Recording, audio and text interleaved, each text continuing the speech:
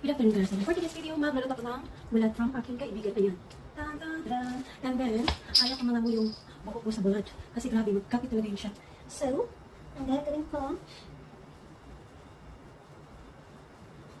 ayan, babalutin ko yung buhok ko para hindi magkapit yung amoy sa bulad.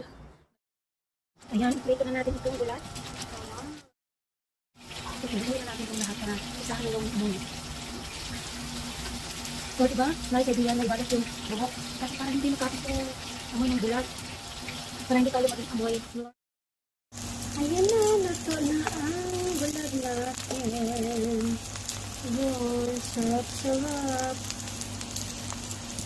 Ayan na ito na ating bulag, white fish. And then, takpan natin para hindi sisingin. And then, tapos na tayong nagluto. Tanggalin na natin itong buhok natin, balat sa ating buhok.